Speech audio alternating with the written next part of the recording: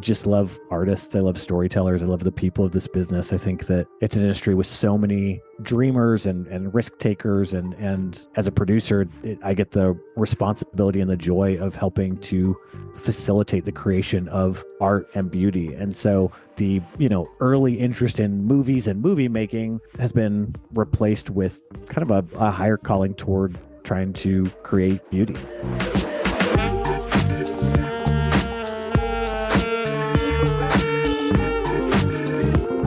You are listening to the Act One podcast. I'm your host, James Duke. Thanks for tuning in. If you like what you hear, please subscribe to our podcast and leave us a good review. My guest today is producer Nick Moceri. Nick is the founder of All Night Diner, a production company that works in film, television, podcasts, and digital media, and he's the co-founder of Nightlight Media, a joint venture with writer-director-producer Adam Anders. Nick is one of the producers of the recently released film Sitting in Bars with Cake for Amazon Studios, which is now streaming on Amazon Prime, so be sure to check it out. He was also a producer of the Bill Gates and Rashida Jones Ask Big Questions podcast. Nick's film producing credits include A Girl Walks Home Alone at Night, DEIDRA and LANEY Rob a Train, The Kindergarten Teacher, MADELINE'S Madeline, Strange Negotiations, and Framing John DeLorean. Nick is a good friend and a smart producer. I think you're going to enjoy our conversation. Nick Moceri, welcome to the Act One podcast. It's great to have you, man. Well, thank you. It's a pleasure to be here, Jimmy. Nick is a good buddy of mine, and you've got a couple things going on. You've been in the business for a while. I want to make sure we touch bases on all kinds of different things, just give people a chance to know you. But let's start with the thing that's out right now. People can go out and on Amazon and see your latest film that you produced. Why don't you tell people about your latest project? Yeah, so you can watch Sitting in Bars with Cake on Amazon Prime. It's been out since September 8th, and it's a movie that's sweet, sad, funny. It's a female friendship story. Two best friends, one unlucky in love, the other sort of vivacious, and one of them gets a diagnosis that changes the course of their lives and their story, and it's based on a true story. And I think it's a really special film. It stars Yara Shahidi and Odessa Azion, and Ron Livingston and Martha Kelly play the parents, and a whole just really cool ensemble of actors. Bette Midler. This is kind of a modern day Beaches, so it was fun to have her in the cast. That's great. And everyone probably wants to know, okay, how do you make a movie and get it on Amazon? So let's start kind of at the beginning. How did this project come to you? So for sake of clarification, you are an independent producer, and so you're out there kind of looking for projects, but people also bring you projects. How did this one come about?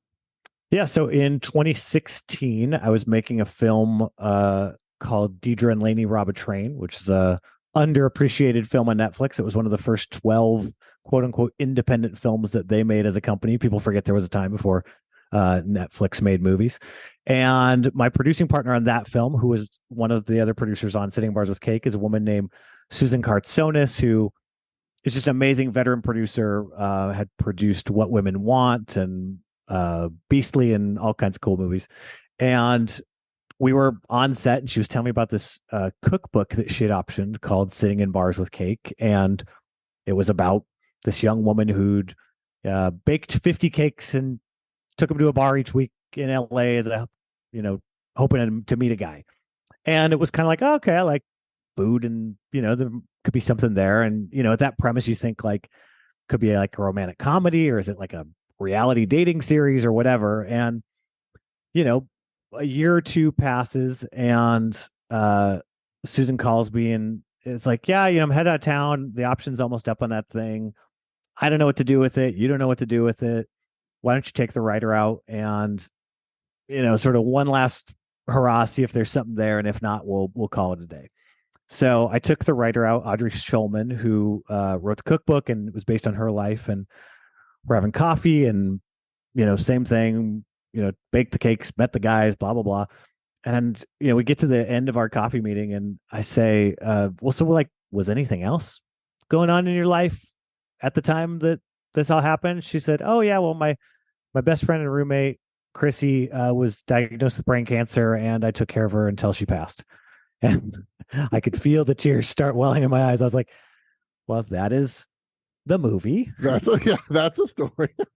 And I call Susan. I'm like, I found the movie, and she was on the phone with Suzanne Farwell and Suzanne Farwell and Brent Emery, who were the other producers on the film with us, and we all just got really excited. And Audrey had never written a screenplay before. She was a writer's assistant on a show, and so we said, hey, would you want to spec this and just see what it is? And she wrote a beautiful script that was this female friendship story that was more memoir than autobiography, and we loved it, and we took it preemptively to Amazon Studios, and it was came in through Lucia Ladene, who was a junior exec at the time, and to her boss Scott Fondas, and then to his boss Julie Rappaport, and they optioned the script from us, and that was in 2018. And then the pandemic happened. And then nothing in the world happened shortly after that. Yeah, and then during the pandemic, nothing was happening on that movie, and Amazon wanted to get going on development, and so we found our amazing director Trish C, who had done Pitch Perfect 3 and some movies for Netflix, and then we cast Yara Shahidi, and then from that the film was greenlit in early 2022, and then we spent about 6-7 months in sort of pre-production casting the film and getting it ready, and then we shot it in LA fall of 2022, and then came out a year later. And how many days shoot was it?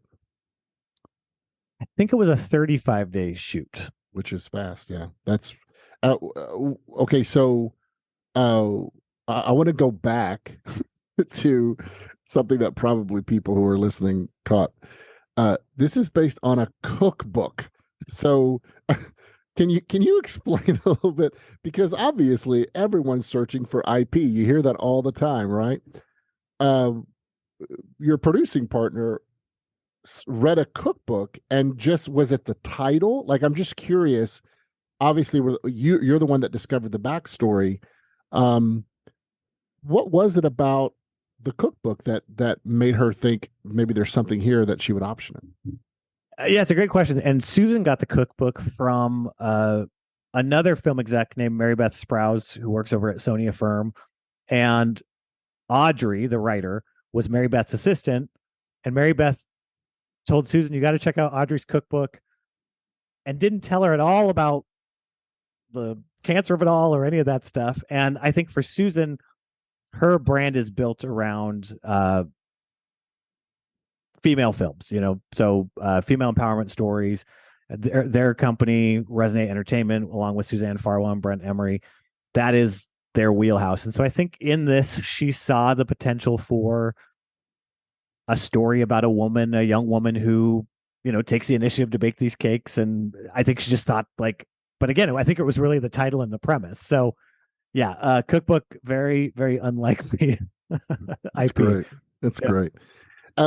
When you are producing with other producing partners, can you explain, just for this film, for instance, what was your producing role versus, say, some of the other producers? Did you see yourself coming in and providing X while some of the other producers were providing Y, or because you guys maybe had done, a couple of you had done stuff in the past, we're all doing everything together?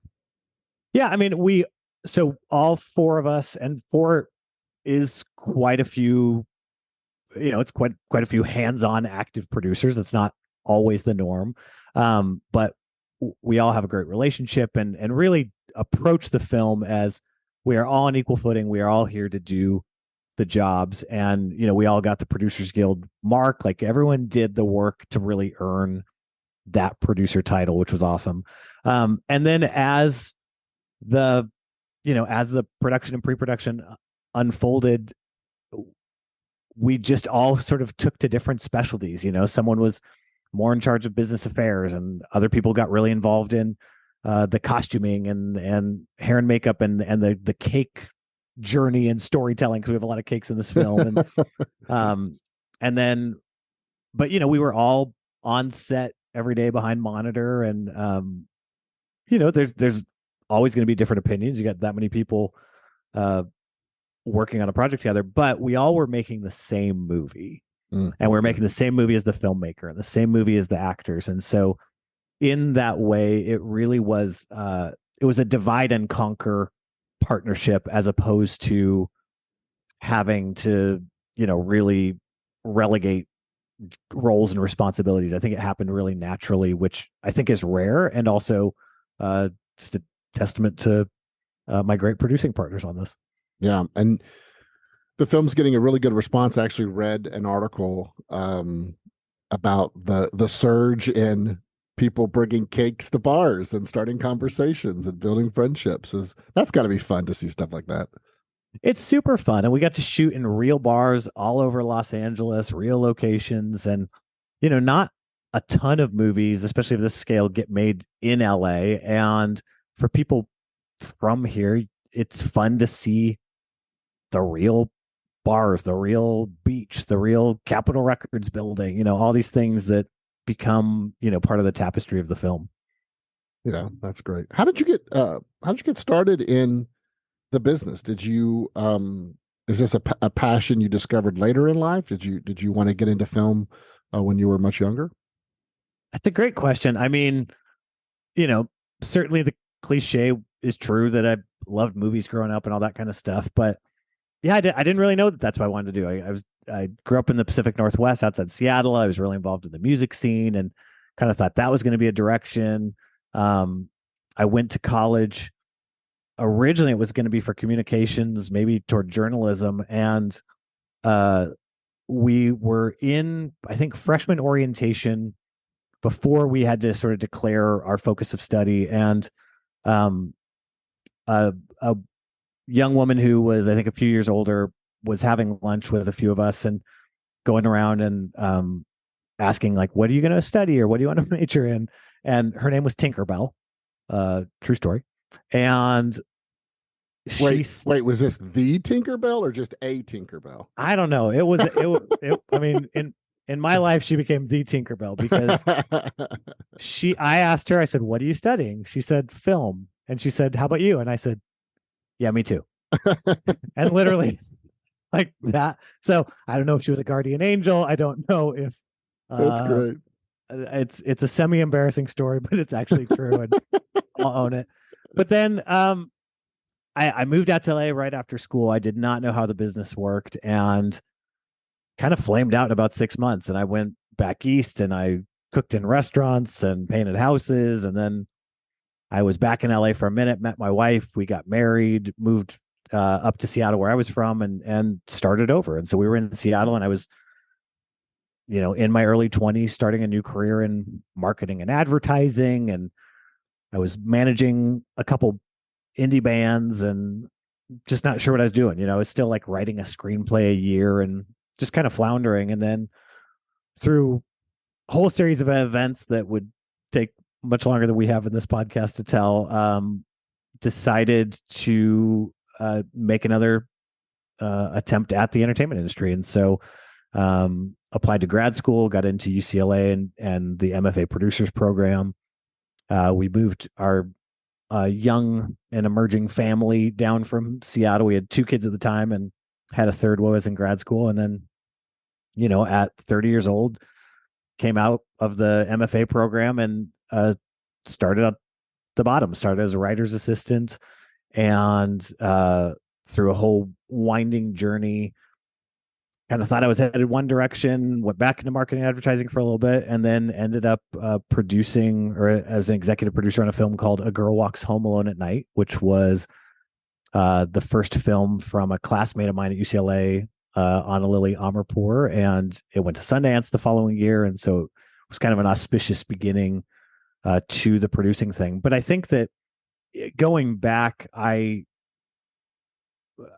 I was always a producer. I was a producer, and my sort of, I don't know, talent set or skill set as a producer is really, I'm a connector and I'm a problem solver, and so I love building the team, bringing them together, putting out whatever fires come up, and just dealing with the challenges um, that arise. And then also, I just love artists. I love storytellers. I love the people of this business. I think that it's an industry with so many dreamers and risk takers, and as a producer, I get the responsibility and the joy of helping to facilitate the creation of art and beauty. And so the early interest in movies and movie making has been replaced with kind of a higher calling toward trying to create beauty. I love that. That's beautiful. No pun intended. Unwrap that a little bit. I think our audience would be curious to know, what does that look like practically for you, replacing making movies with creating beauty? What does that look like? Well, first of all, I think it on one level, it frees me from the binary of like, I have to make movies or television series or whatever. And you can expand that into so many other areas. I mean, right? It could be a nonprofit, could be a podcast, could be visual art, could be all kinds of things. And I think that we, in a world and time when we get so focused on content and there's just an endless stream of just stuff to watch and consume, often mindlessly, the idea of trying to create something that has some lasting value and meaning is really what I'm trying to get after. So then how does that look practically? Certainly it means saying no to a lot more things. So as I have opportunity to do projects, I really put it through the lens of like, who are the people involved? What's that potential relationship to build? What is this story? What is the emotional truth of this story? What purpose does it serve? Is it medicine or is it poison? Is it adding to the bank of cinema? Is it a deposit or is it a withdrawal? And so that becomes part of the rubric that the lens that I start to see these things through. And then it's also just, practically it's like, am I going to show up each day and try to bring that? Like, am I going to try to strive for that? Or is it just a paycheck? And believe me, there are way easier ways in this world to make money than we are the only people on a budget or a call sheet who do not have health insurance, who do not have a union, so it is what it is. So but yeah, I think that and I think you can do this at any level. Like, I don't think this has to be for a streamer, for a studio. I mean, you can do this independently. You can also do this on YouTube. You can do this on Instagram. And I think that when you, or at least for me, when I think about it in terms of this idea of creating beauty, that doesn't also mean that I have to agree with everything that is stated in this. Like, but I think they're conversations worth having, or I think that it's art that's worth making, because even art that represents a worldview or a point of view that you don't agree with, you can learn from it and you can appreciate, or at least build empathy for, like, what is that worldview? What is that perspective? Why does that exist? And I really care more about the relationships that I get to make along the way in making the films than I do necessarily the stories themselves. I mean, obviously that's still important to me too, but yeah, that's kind of how I look at it. I love that. There's a lot of really good wisdom in what you just said. I'm curious, when you are considering projects and you're kind of taking things through this filter, which, you just described a kind of multi-layered filter there. There's got to be days when nothing makes it through the filter and you've still got to pay the bills, right? So I know you and I have talked in the past about kind of like the modern producer's tool belt of just being able to do different things. Kind of explain to our audience your philosophy on that, being a little bit of a Renaissance man, a little bit of a utility guy. Yeah. just your advice to, people who are interested in getting into the business. What should they be aware of in terms of the skills as they're looking to create art and beauty, but maybe it's going to take some time? What should they be doing maybe in the meantime? Yeah, and I think that's great. And going back even just a bit in terms of there is not a lot of stuff makes it through the filter, and I really do try to think about like these things take so long. I mean, Sitting in Bars with Cake was I don't know, 6-7 years in the making, and so you're going to be working with these collaborators for so long, and so you have to work with people that you like and that you respect and that you can get along with. And I've made the mistakes of partnering with people on projects that never saw the light of day, that were just bad fits, and they were either bad fits from a character level or just from just a taste level, and then also just sometimes it's a personality level, right? There's nothing wrong with the people or the project, it's just not a fit. And so that's another sort of way that I look at these things. And then I think that especially with independent producing, but I think also screenwriting or anything, it's really hard to make a consistent living at this. I mean, I've been in this business making films for the last 14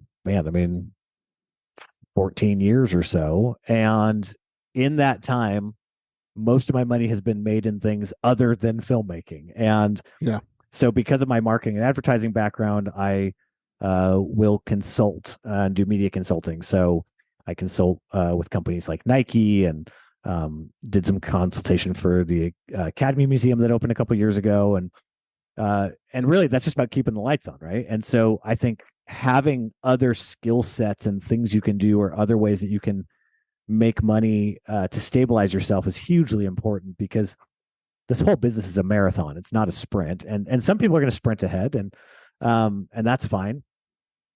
But it's so up and down. So how do you sort of smooth out the waves? And, so for writers, they'll often get the job, but then that assistant job will take up 50, 60, maybe 70 hours. There's no time to write. Whereas could they be better off building a career or skill set with another job that pays the bills, keeps them employed and fed and all this stuff, but leaves their mental space free to write and create, and using that downtime? And so I think, having skills to weather the lean times is really important. And also just being patient with it,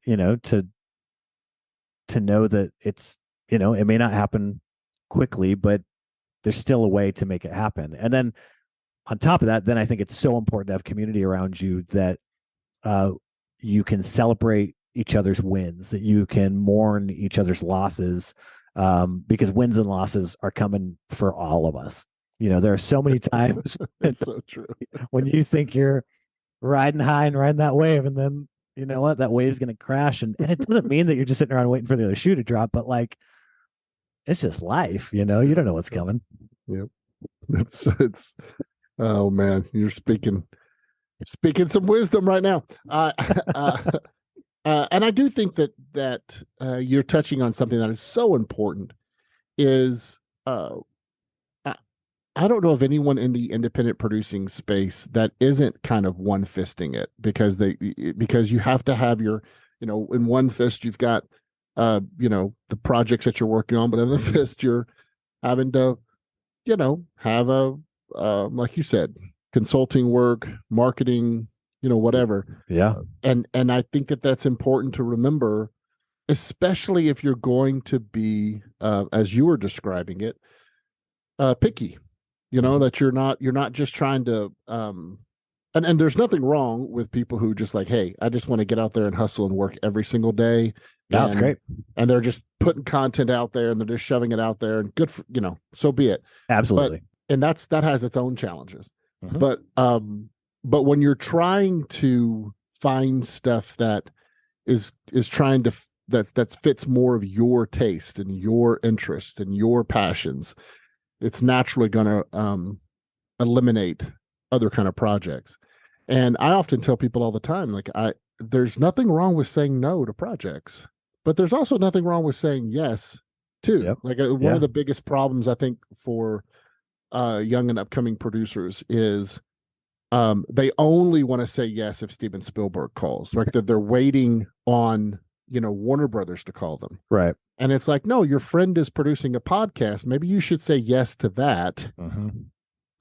Just because they're your friend, not just any Yahoo, or you have a buddy who you like and they're making a short film and they need your help. Like there's places that we need to develop our skills, and we should utilize the relationships that we have and the context that we're in. So for you, I mean, you went to UCLA, but do you feel like you kind of learned from School of Hard Knocks, just learning through doing?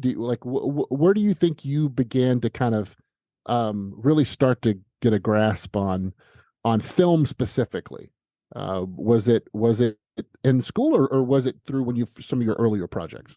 Well, I think it goes back to, I've always been a naturally curious person, and I'm always someone who's willing to just like jump in and learn as I go and figure it out along the way. And so UCLA was a great sort of safe space between sort of my previous career and the one I was trying to do, and it gave me some credibility, so I could just pick up the phone and call people and get meetings and meet new people. And so and certainly I learned things there, but until you put those things to practice, you don't know how it all works. And so yeah, I mean, it is learn as you go, but I think it really just requires like always being a student.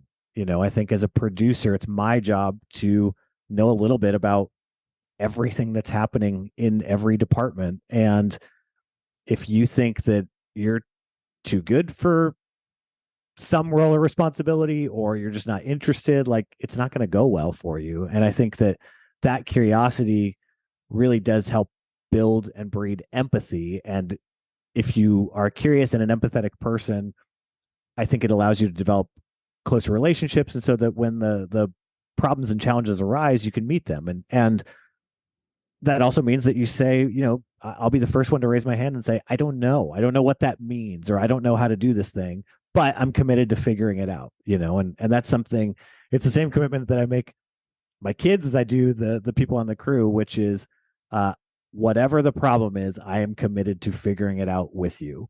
Just don't hide it from me. Like, just tell me, I may get upset. I'd rather have someone who is upset and committed to sticking with me to figuring out the solution to a problem than someone who is just chill and uninterested in who I am, or someone who just doesn't care enough to want to stick it out.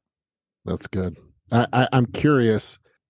We often hear, I'll ask interviewing different people about this kind of stuff in terms of what do you think makes a good producer or whatever. But let me ask you this: what do they not know about producing that you want them to know? What is it that they should be considering that maybe up to now they haven't when it comes to making film? Yeah, I think a few things. I mean, one, I think that nothing wants to be created. Like everything wants to not be created. Like everything in the world wants to tell you, no, like you have to force creation. Like creation is a violent act. And so you have to have that perseverance and commitment and determination to just see it through. Yeah. And I think who's that quote? I can't remember. Films are not made, they're born. I love that. I don't know who that is. Yeah, I can't remember it. Yeah. Yeah. So that's a big one. And then I think the other thing is people shouldn't wait to create. And I hate that rhymes and it really upsets me. That's the title of this podcast episode. Wait to create. Just don't wait to create. Don't wait to create. And I mean, we, especially as producers, is like we'll create almost these insurmountable obstacles, and it's like, wait, is there another way to make this thing? Like, how do I just get this thing generated? So do I need to narrow the scope, narrow the focus? Also, like, what do I have at my disposal? Like, I like to play the game with myself. Like, if I had to make a film with my phone in my yard, what would it be?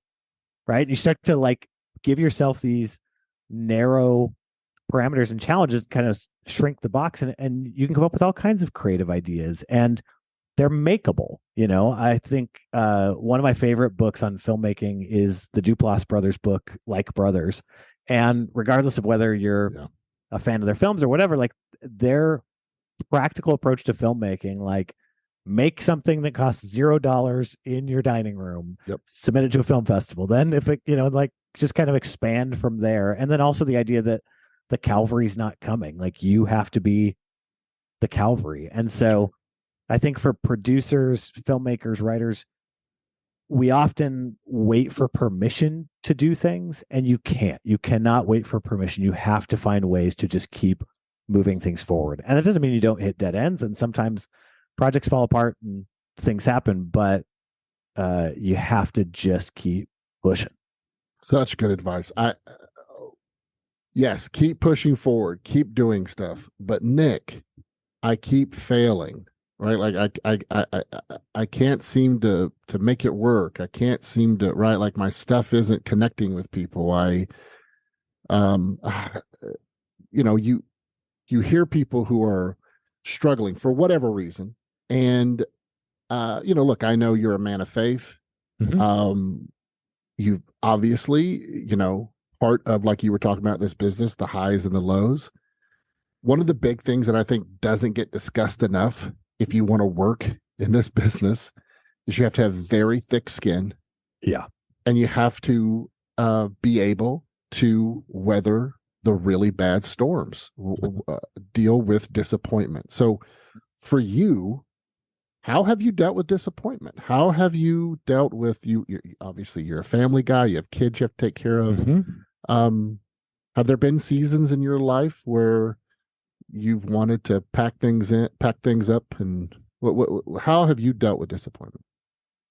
Well, absolutely. Having a spiritual foundation is very helpful in terms of, having something that you can rely on in dark times. But yeah, there's been so many seasons of disappointment. In 2015, started 2 companies and immediately found myself wrapped up in a lawsuit for a year. Like, I thought that was it, and it got settled and learned a lot in the process. But, that was a moment where I thought it was over. I was, fresh out of grad school, writer's assistant on a TV series, thought I was on the first rung of the ladder of becoming a writer, producer. And a year later, the show gets canceled late. None of us could find jobs. I had 3 kids. The pilot I was developing with fancy producers didn't sell, and was out of work for 6 months. And I could see the end of the bank account, and I had to go take a job. And so I had to dust off the resume and go get a job in marketing, and got to work for a very cool marketing company down in Playa del Rey. But that was an hour to sometimes 2-hour commute. And I remember every day driving to work saying, "Thank you for this job. I do not want this job." And it was just this, like, yes, it was just heavy. And so having community around you that you can weather those storms is really helpful.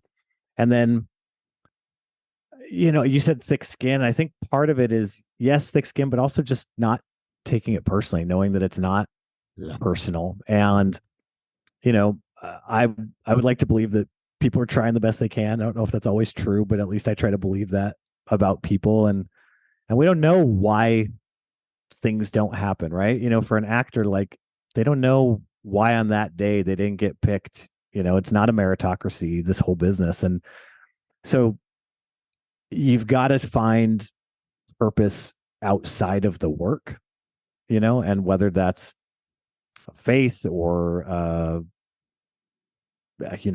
a pursuit, an enjoyment, a pastime. I don't know, like, I think you got to choose carefully what you're going to give that importance in your life to, but whatever that is for people, they got to test that out and see what can hold them up in the face of that kind of disappointment. But yeah, I've had so many movies that I thought were on the finish line that just never came, right? The money was there, the cast was there, and they go away, and with the best of intentions. I had a film that we had set up at a studio in December of 2019.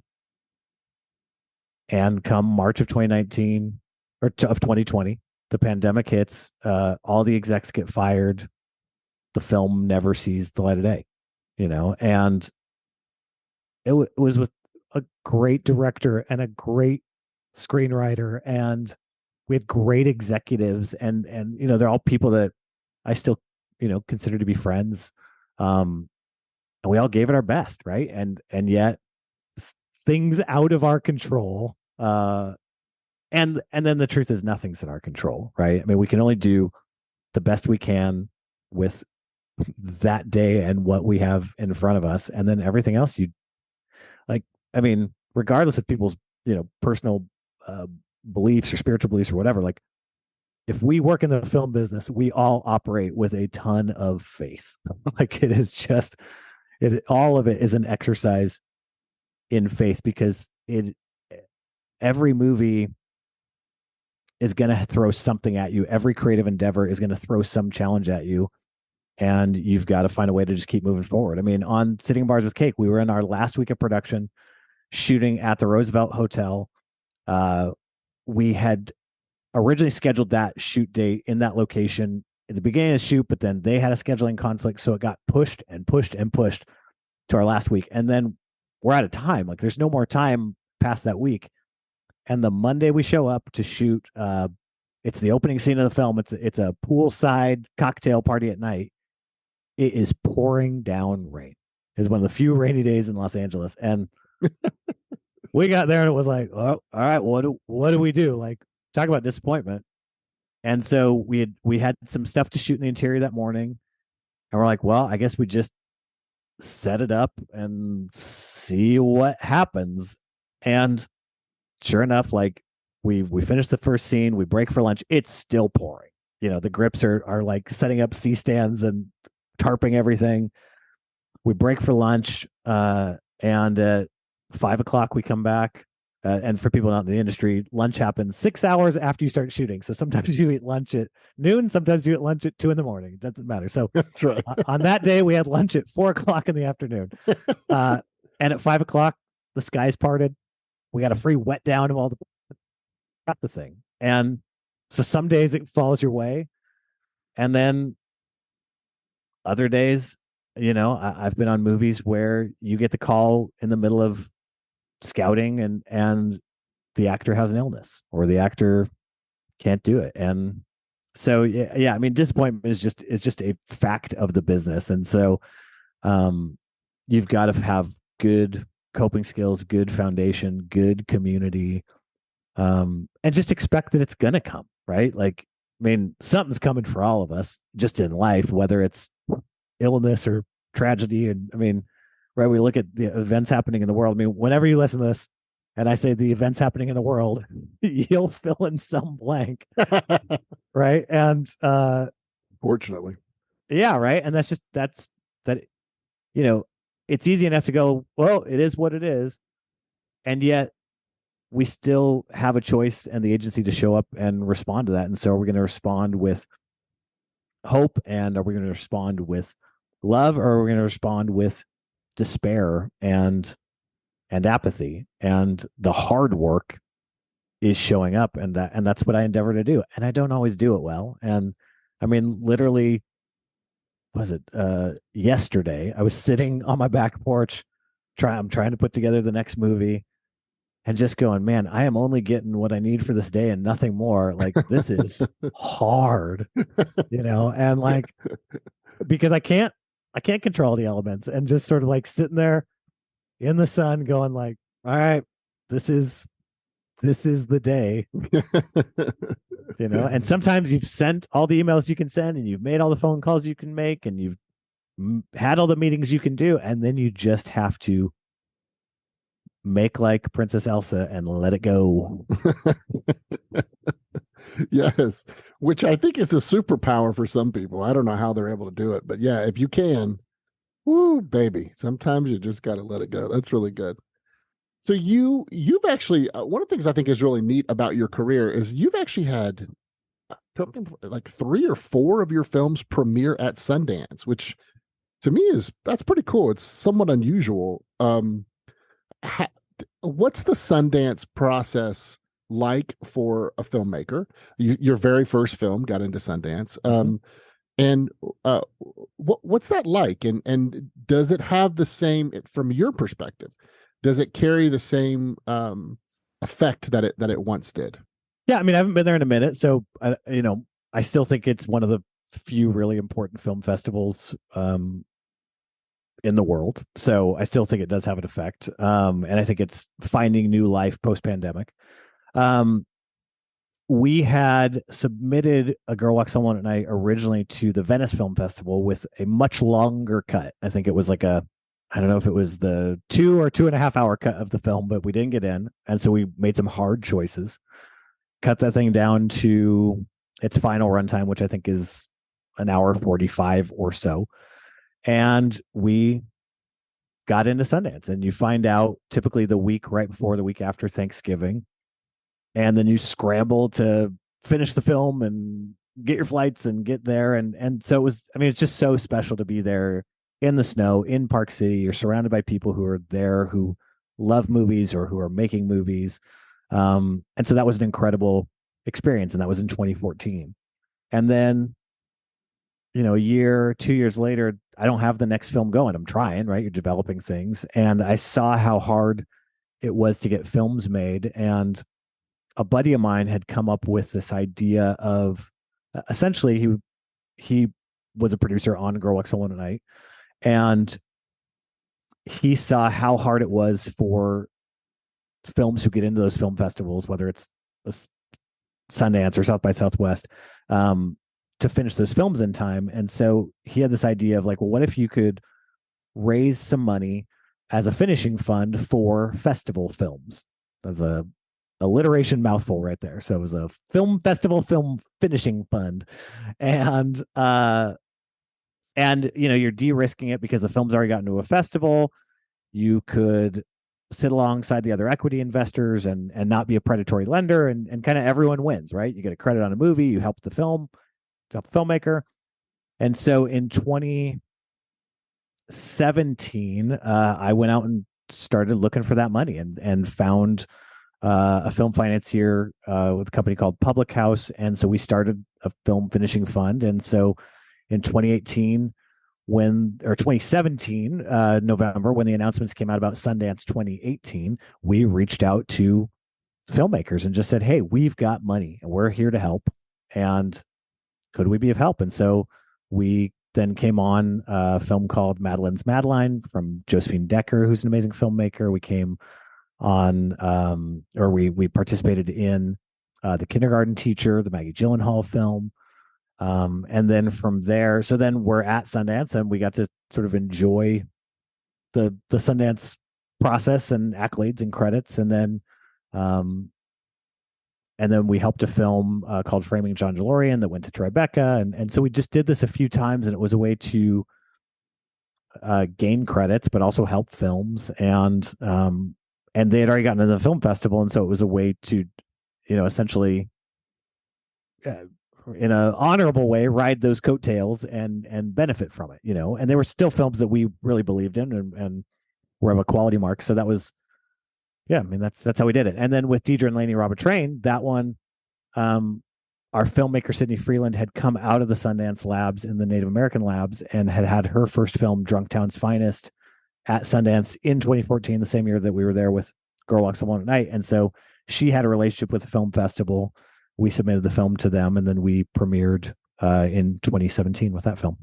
That is really interesting. That film funds is a whole other kind of rabbit trail we could go down. But the satisfaction of seeing something, from completion, from beginning to end, that's one thing. But being able to come in and help a filmmaker kind of finish things up, that feels, different. It's a different type of maybe itch that you're scratching. What was that like as a storyteller, as a filmmaker? Yeah, I mean, I loved it because you're helping someone in that last mile, right? When they're out of gas or out of money or, on fumes, and you get to be this kind of jolt of energy that helps them to accomplish their goal. And so in that way, it's super satisfying. And then from that, that becomes the start of the relationship. Even though you're coming in at the end of the film, it's a new beginning for a new relationship. That I've seen paid dividends already just in my career, and it continues the narrative of kind of who I am as a producer, which is I am someone who I think operates with integrity and has strong character and really is a positive force. Like I'm there to help, and that's how people see me. And I'm also not afraid of a challenge. So for better and for worse, I get sent very challenging and difficult projects, and it's also because I have sometimes unique taste. But to me, those are the fun ones. Like those are the ones, like,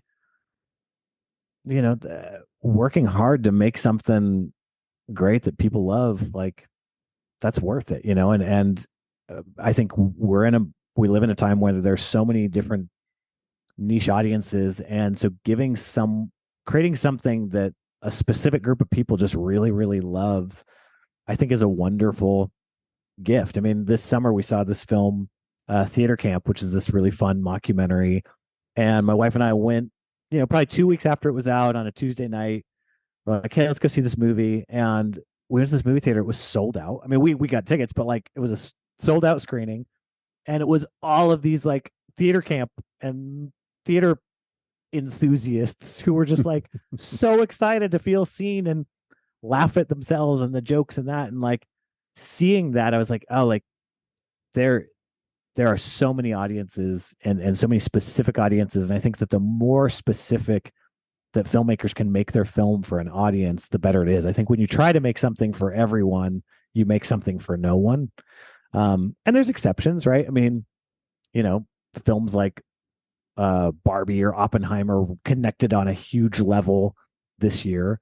But even those films are made with a lot of specificity. Like those weren't just crowd pleasers, so to speak. Like there's a lot of artistic intent in them, and especially in a film like Barbie, it's harder to see because of the glossiness to the whole thing. But there's a defined POV in both of those films. Like Barbie is clearly coming from not just any filmmaker. I think what I'm getting from what you're saying is it's that particular filmmaker's POV. Now that particular filmmaker's POV could be someone like Christopher Nolan, who is like the modern day Spielberg, even though Spielberg's still around. I'm not disrespecting Spielberg, but he is a, Nolan makes, he's a populist, right? He makes populist films, right? For just like Spielberg kind of just made films, these big films that everyone wants to go see.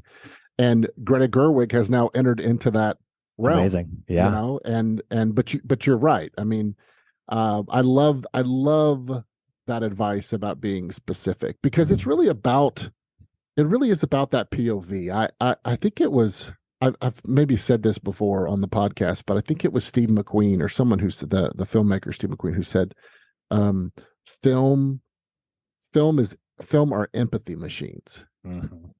And the idea of soliciting and invoking empathy between the audience and the subject matter, that is something that we all strive when we sit in front of, when we go to the movie theater to watch something. We're looking to go into a world, enter into a world, but that world is from a very particular point of view. And you may agree with it or not agree with it, but the one thing you have to, in order for it to be a good film, is we have to feel something. Yep. Right? We have to feel something. And I think that all great filmmakers know that, and they're willing to go there with their audience. And I think it's a simple truth, but a profound truth for aspiring filmmakers. Don't just tell us a story. Tell us the story from your perspective. Tell us that story from your opinion, right? Yeah, I mean, one of the best examples I've seen of it recently was the FX series Reservation Dogs. That show is unbelievable. So my wife and I watched the first season. Sterling Harjo is the creator, along with Taika Waititi, executive producing, and that first season was just cool. It just felt like jazz, just like here's someone doing something cool, really specific to this native culture in Oklahoma, and it was fun just to kind of like walk in that world. And then we kind of slept on season 2. It came out when I was making Sitting in Bars with Cake, and then they just wrapped up their third and final season. So we went back and watched season 2 and 3, and like that show is so specific and so inside baseball into native culture, and yet like just the themes of community and love and friendship and relationship, like by the end, like we were crying. And then I didn't want to watch the last episode because I didn't want to say goodbye to these characters. It's like, oh my gosh, like I love this community, I love these people, and I'm not Native American, and I don't have a lot of experience with that culture and that people group. And even though there was all sorts of stuff that was very foreign to me as a viewer, the love and care that the creators of that show had for the character, for the authenticity, for the specificity is what drew us in. And I think that, so, watching something like that is just so rewarding and compelling. And like, like you said, it's that empathy machine. Yes. I feel that way. My wife and I just finished the Bear season 2 of The Bear. Absolutely. And so good. The first season, there were a couple of episodes when I thought Richie was kind of funny, but after a while, Richie started to get on my nerves. Sure. But by the end of season 2, it's like I would die on a hill for Richie. It's like, you just come to love these characters. It's just that's the sign, I think, of really good filmmaking, really good writing. And I think it speaks to the moment we're in, which is we celebrate, and look, I think those are hard shows and films and things to get made, but like that specificity, that point of view is so important. So for filmmakers, for producers, for writers, whatever it is, like bring yourself, like that is what people want. And also go live life and experience things that give you that strong of a point of view. Like, so whatever you're interested in, whatever your weird wiring and ingredients are in your makeup, like bring that, like that's what people want. And, back to an earlier point you made in terms of like, some people find that they're failing over and over, things aren't clicking. Well, like then make it for you, or find people whose feedback you trust and figure out really like what is going on. Like what am I missing? Like what's not connecting? And we do that even on films. I mean, that's why we screen films for audiences and get feedback. Like there just are times when you're too in the weeds of your own creativity to know what is and isn't working. And so having, thoughtful, trusted, constructive voices around you who will give you honest feedback about your artistic work, but sometimes also just about yourself. Like, yeah, dude, you're a jerk, or you are no fun to work with, or you've got to, stop being so serious. And it's always hard for us to have objectivity about ourselves, but I think having those voices around us is so important. Amen. I couldn't agree more. In fact, I often say, especially to our Act One alums and students, I say, you know what, surround yourself with people who are better than you. Like you're not going to get better if you're constantly around people who are at your level or below. Surround yourself with people. Be the least talented person in the room. And it forces you. Like I remember when I was a kid, that's how I learned how to play basketball, was I always had to play with the older kids. And everyone was bigger and taller and stronger than me. And if I wanted to compete, I had to get better. Like I had to learn how to, when somebody who was bigger than me bumped me off the blocks, I had to learn how to stand my ground. It took time, but eventually, I was a beanpole back then. I've changed a lot, and I feel like it's the same way as filmmakers, as storytellers. Like, is get in there and compete in the realm of ideas, in the realm of story, with people who are just really, really good at it, and it will make you better over time. For sure. And, don't pretend you know everything. Like you don't have to. It's okay. Yep. So I was so lucky on DEIDRA and LANEY Rabatrain to get to work with Susan Kartsonis. I mean, she was a studio executive and had been a producer in studio films, independent films, and I just got to learn so much from just watching her work, listening to her on a phone call, watching her handle herself, and in that way, it just taught me a ton. But then also part of that, relationship was I will do uncomfortable grunt work things. I will take the unsexy parts of play if you will share your wisdom for me. And so I think, making whatever those relationships are mutually beneficial is also really important too. And I think, people can forget that. You talked a little bit about, well, actually we didn't talk. I want to touch bases on Sitting in Bars with Cake. Mm-hmm. It's on Amazon.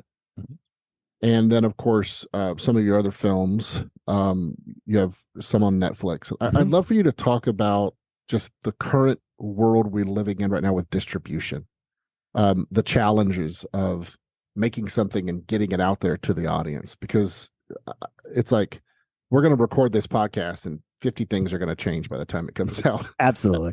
It's just constantly evolving and changing. So one, how did you because you said you went with Amazon Studios. I'm assuming that's why it ended up on their platform.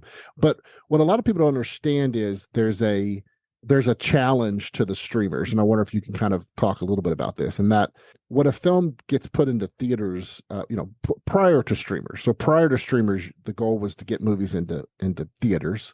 And if you got into theaters, then you could then exploit the film later through ancillary markets, whether it's foreign or DVD sales, whatever, eventually television, all that kind of stuff. And with that came the opportunity to maybe make money in all those different categories, maybe some more lucrative than others. With streamers, it's a little bit different. What's the pros and cons, in your opinion, and just live in the real world, the films that you have put out there, of getting your film out in the marketplace with streamers, via streamers versus via the more traditional route, or maybe some other way, just in terms of the economics of it, how it works and how it doesn't work? Sure. Yeah. I mean, I think with the pro to the streamers like a Netflix or Amazon is it's a one-stop shop. So from the beginning that you have distribution, that the checks are going to clear. It's one studio, one buyer. It's just super simple in that way. And they also have their own internal infrastructure for marketing and all those kind of things. Economically, you give up potential upside. There is no back end. There's no sort of reward in success.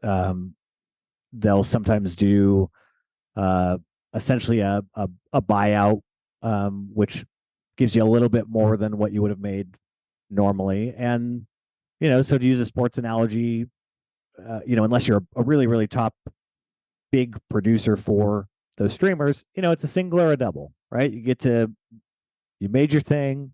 You probably get to make another one if it's well made. And there you go, and those platforms have giant audiences. And so there is a potential to reach many more people than you might be able to theatrically. However, sometimes it's sort of like if a tree falls in the woods, doesn't make a sound.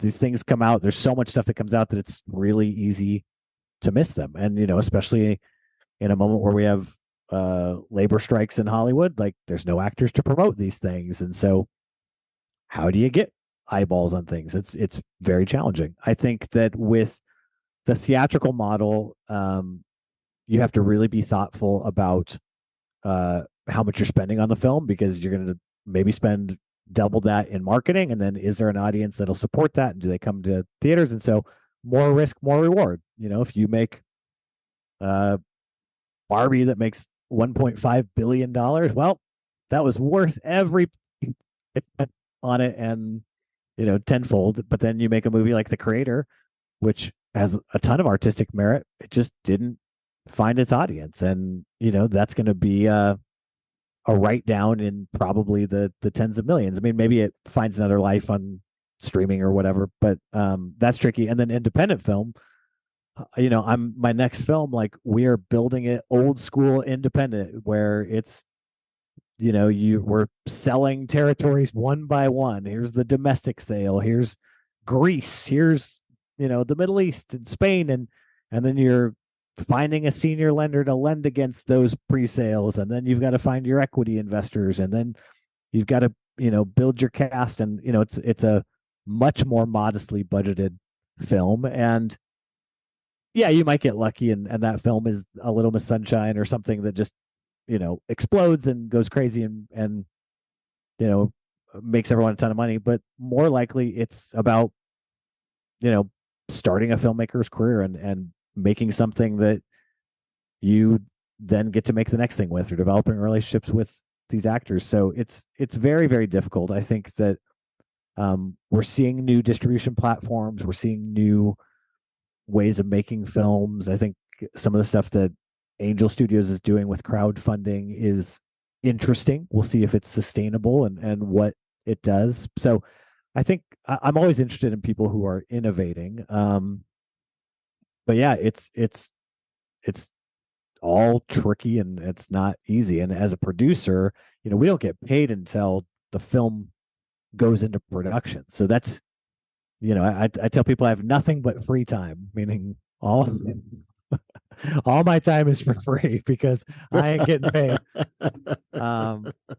Literally free nothing. time. Free nope. time.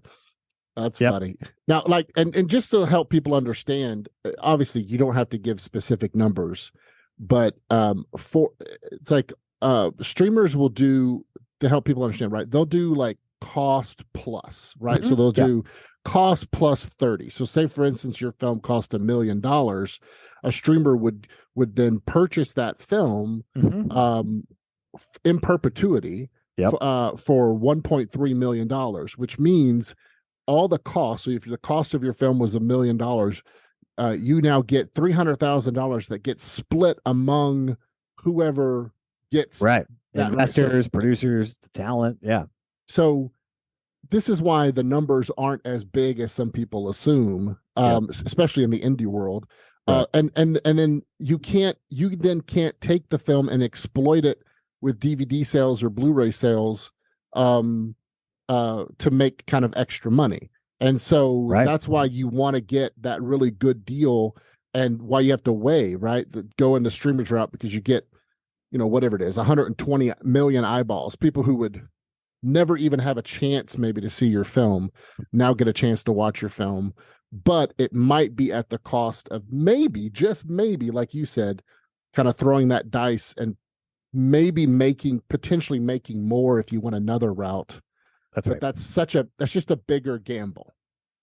Yeah, it's a bigger gamble, and sometimes you don't have the choice except to take the thing that's right in front of you. Like, like I've made plenty of not great deals to just get things made, and you hopefully, as you as your career develops and you progress, you can make increasingly less worse deals. and a lot of investors might at this point prefer streamers because everybody can see what they helped make, as opposed to maybe if it came out in a theater in Sheboygan, not everybody gets to see it or something, right? Yeah, for sure. And I mean, my job as a producer is, not only deliver the film at a highest quality level I can, it's also to get my investors their money back, so you've got to be pragmatic. It's a business. Yeah. It's the business part of the movie business. I wanted to ask you about this kind of little fun project that you did. A lot of people don't know. You were talking about how, you've got to, if in between projects you're waiting on something, and you got to pay the bills, you got to get something done. And I remember you and I were talking, it was, I think, during the pandemic, and a little project came your way, and a lot of people might not be aware that you were a part of it, but there was a brief period of time when I'm pretty sure you were the producer. I think it was the biggest podcast in the world for at least a brief period of time. You want to talk about that experience? You did a podcast with Bill Gates and Rashida Jones? I did, yeah. So, my background in marketing and advertising in Seattle, did a lot of work with Microsoft, and one of my sort of bosses and mentors was this guy Ian Saunders up in Seattle, and he had sold his agency after we had moved to LA, and he has been working for um, Gates Ventures, which is Bill's creative content company, separate from the Bill and Melinda Gates Foundation for about the last decade. And we'd stayed in touch and done a few little projects here and there, some editorial stuff. And in, I think, July of 2020, I get a call out of the blue and essentially said, yeah, Bill wants to do a podcast. Do you want to produce it?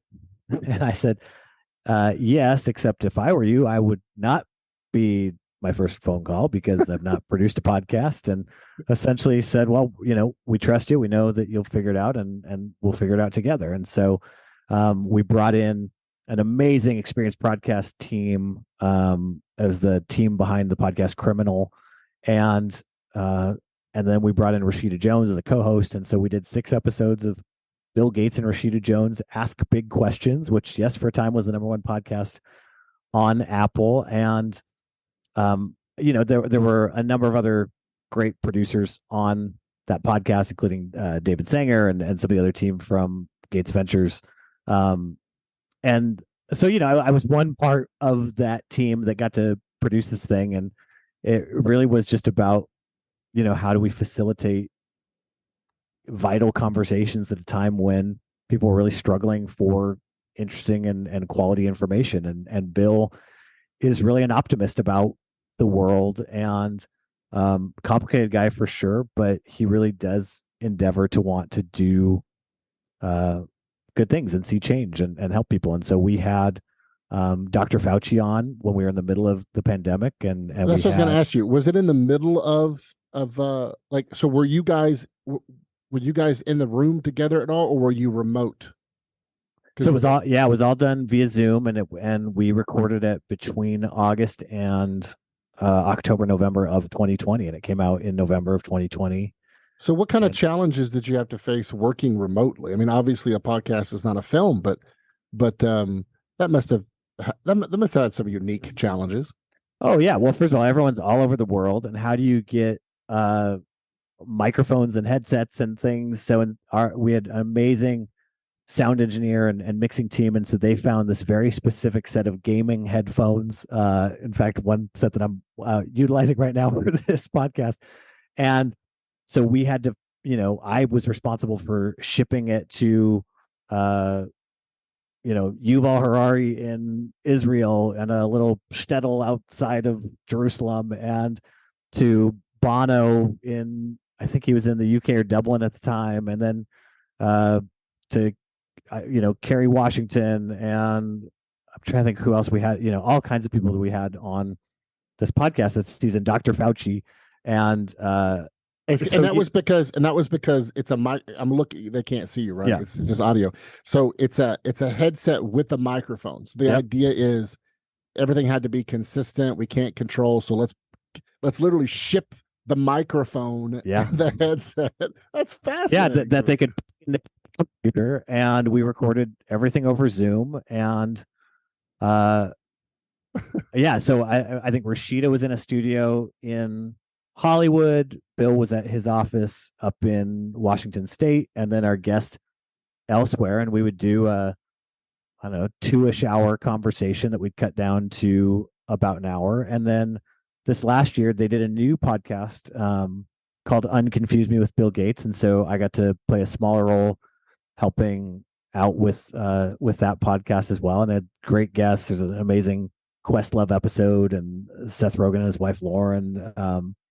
So yeah, I mean, super interesting conversations. And again, just a new skill set that I got to learn as a producer. And it was super rewarding. It also, really sparked an interest in audio as a medium and why it's important. And there's podcasters like Phoebe and Lauren who do the Criminal podcast. Like, there is just as much artistry that goes into those podcasts as there is any feature film or TV series or anything. And so to get to work with that level of artist and craft person was just such a privilege. Yeah, there's some really impressive things happening right now. It's everything is cyclical, and it feels like these podcasts are it's back to the radio from the 1920s and 30s, and Yeah. it's just fascinating. Uh, I want to make sure before we leave, I want to give people a heads up. I don't know when they'll listen to this podcast, but you've got another film coming out, and this one's going to be in theaters in November. And this is a really interesting project. Can you tell people a little bit about A Journey to Bethlehem? Yeah. So I'm an executive producer on Journey to Bethlehem, which is a stylized nativity musical from writer, director, songwriter, and so much more, Adam Anders. Adam had produced all of the music for Glee and worked on Rock of Ages and all kinds of big musicals. And this was a passion project of his, 15 years in the making. He and his wife co-wrote all of the songs. We've got Milo Manheim stars as Joseph, Fiona Paloma as Mary, Antonio Banderas plays King Herod, Lecrae plays the angel Gabriel. I mean, it's really it's a wonderful, really fun family film. It's a musical, and yeah, it's exciting to be a part of because it's a nativity story, so obviously there are faith elements, but I think we've avoided some of the pitfalls that some of those types of films struggle with. We hope that it's a film that people, regardless of their faith traditions, can enjoy because it's a sweet love story. There's no heavy-handed preachy message.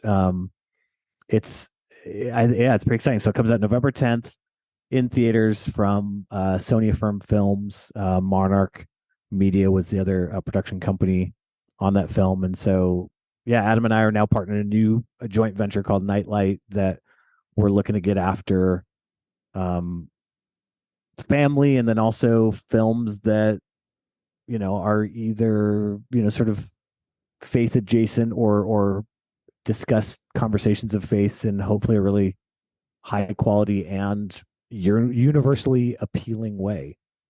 And did you how did you get connected to the film? Was it through you were friends with Adam before, and like how did you come on board?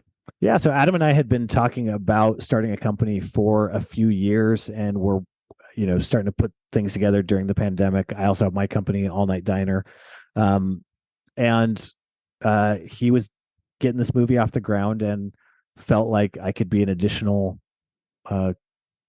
asset on the larger producing team, and invited me to participate. And so they were making that film in Spain while we were in post on Sitting Bars with Cake, and so just helped weigh in on casting and cuts, and they had a number of other great producers on the film, but I'm excited for people to get to see it. The first single is out right now in streaming platforms, called "Can We Make This Work?" And I think once people start to hear the music, it's going to get them excited, just because it's just such great music.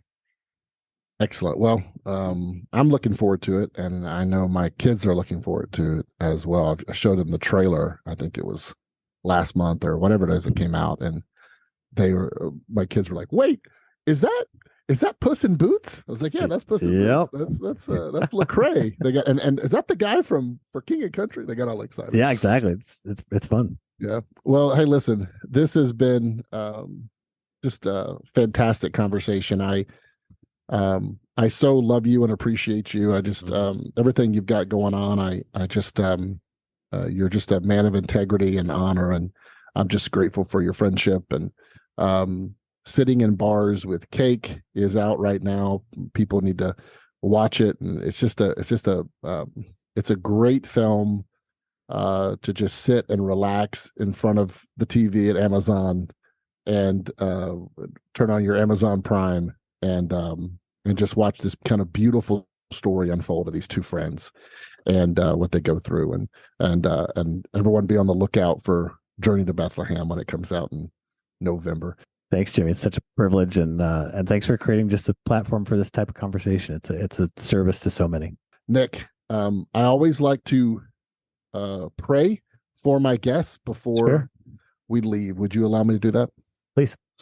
Heavenly Father, thank you for just this time today. Thank you for Nick.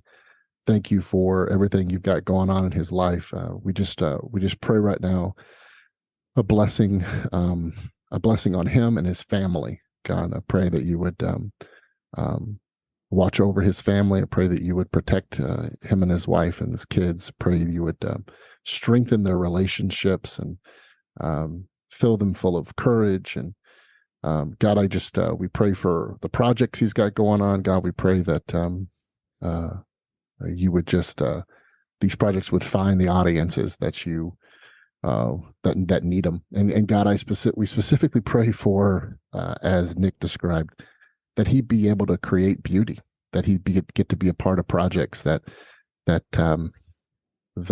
create beauty in the world and put beauty out there in the world. And God, we just pray that he would sense your presence in all those opportunities. And we love you, God. We pray this in Jesus' name, and your promises we stand. Amen. Thank you for listening to the Act One podcast. Celebrating over 20 years as the premier training program for Christians in Hollywood, Act One is a Christian community of entertainment industry professionals who train and equip storytellers to create works of truth, goodness, and beauty. The Act One program is a division of Master Media International. To financially support the mission of Act One or to learn more about our programs, visit us online at actoneprogram.com. And to learn more about the work of Master Media, go to mastermedia.com.